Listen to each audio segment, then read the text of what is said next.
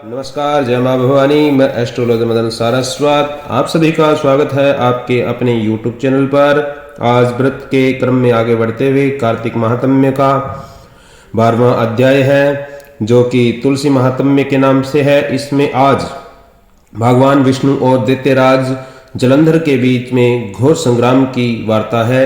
वो सुनने से पहले जिन्होंने चैनल को सब्सक्राइब नहीं कर रखा है वो चैनल को सब्सक्राइब कर लीजिए, ताकि आगामी जो भी कथाएं हैं वो आप तक पहुंचती रहे सरलता से और सुगमता से। चलिए बढ़ते हैं कथा की ओर। 12वां अध्याय। श्री नारद जी ने कहा कि तब जलंधर को अपनी खोज में आते देखकर इंद्र आदि देवता भय कंपित होकर वहां से भी भाग निकले।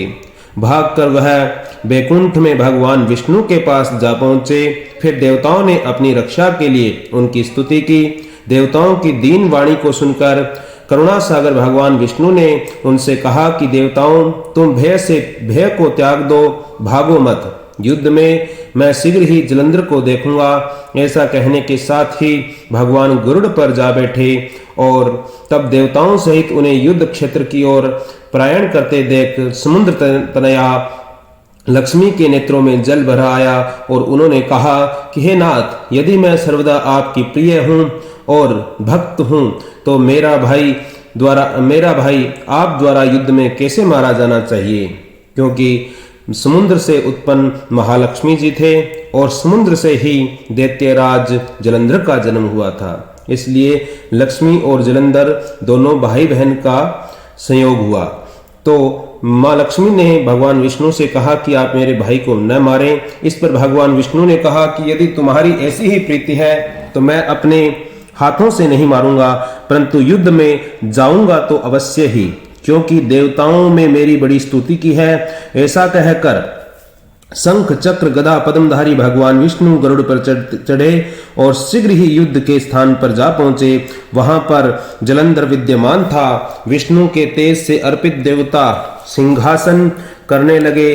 फिर तो अरुण के अनुज गरुड़ के पंखों की प्रबल वायु से पीड़ित हो दैत्य इस प्रकार घूमने लगे जैसे आंधी में बादल आकाश में घूमते हैं।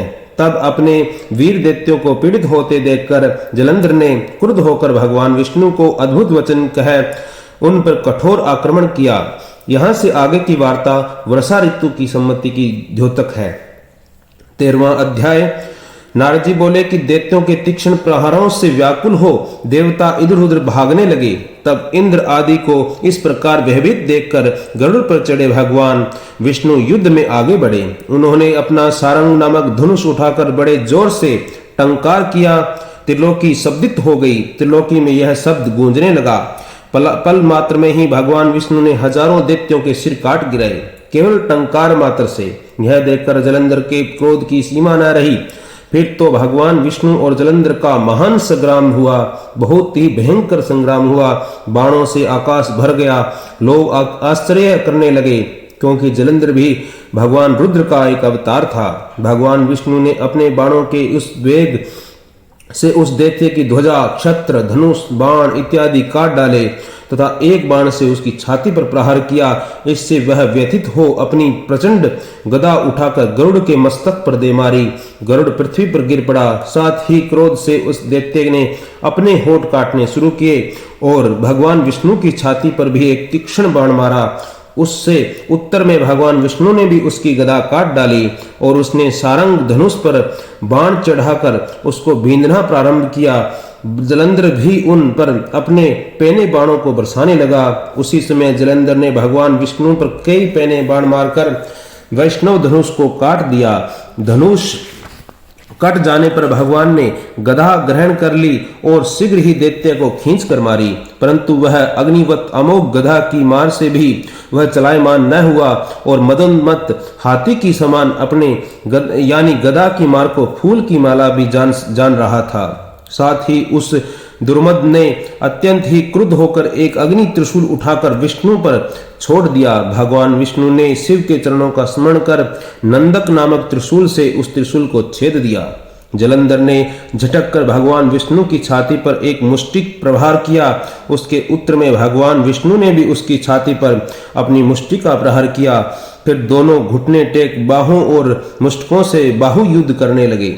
कितनी ही देर तक भगवान विष्णु उसके साथ महायुद्ध करते रहे, वह कुछ श्रमित हो गए।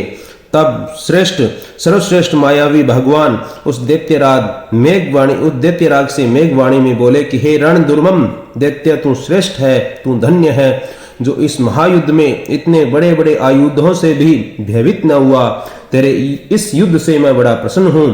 तू जो चाहे मांग, मैं अदेय वस्तु भी आज तुझको दे दूंगा।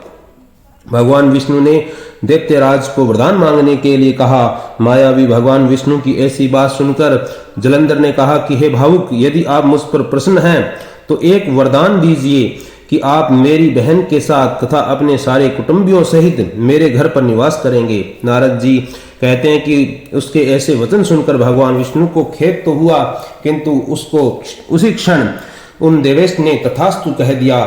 तब भगवान विष्णु उन देवताओं के साथ जलंधर के घर जाकर निवास करने लगे। जलंधर अपनी बहन लक्ष्मी और देवताओं को पाकर, भगवान विष्णु को वहां पाकर बड़ा ही प्रसन्न था। फिर तो देवताओं के पास जो रत्न आदि थे उनके स्थानों पर दैत्यों को स्थापित कर जलंधर पृथ्वी पर आया। निशुंभ को पताल में स्थापित कर दिया और देव दानव यज्ञ गंधर्व सर्प राक्षस मनुष्य आदि सबको अपना वशवर्ती बनाकर त्रिभुवन पर शासन करने लगा। त्रिभुवन पर शासन कर लिया उसने।